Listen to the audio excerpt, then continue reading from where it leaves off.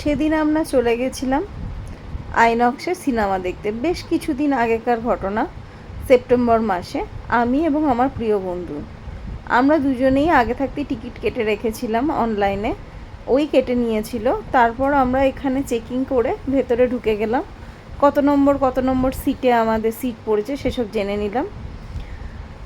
তারপর আমরা চলে গেলাম স্ত্রী ট্যুর দেখতে দুজনে। অনেক দিন বাদ সিনেমা হলে এসে খুবই ভালোই লাগছিল। যদিও এখানে কিছু বলবে কিনা ভেবে আমি ভয়ে ভয়ে ভিডিও করছিলাম।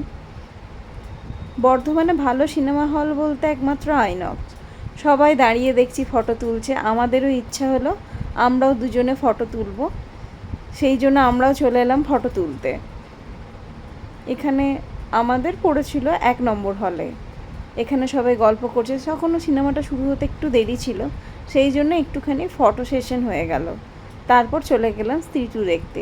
কমেডি এবং এমনি লাভ স্টোরির মধ্যে ভালোই করেছে, তবে 5-এ আমি এটাতে 3 বা 4ই দেব, এর বেশি নয়। তোমাদের কেমন লেগেছে বলো। হলের ভেতরে ঢুকে আমাদের যেখানে সিট পড়েছিল, আমি বেশিরভাগ মিডল সিটটাই পছন্দ করি বসতে। সেরকমই ভালো একটা সিট বুক করা হয়েছিল। ভেতরটা দেখতেই পাচ্ছ একদম অন্ধকার। এখনও সিনেমা শুরু হয়নি, আমরা একটুখানি আগেই চলে এসেছি, যাতে এসে বসে বন্ধুরা দুজন মিলে একটু গল্প করি। তা করতে করতেই সিনেমা শুরু হয়ে যাবে।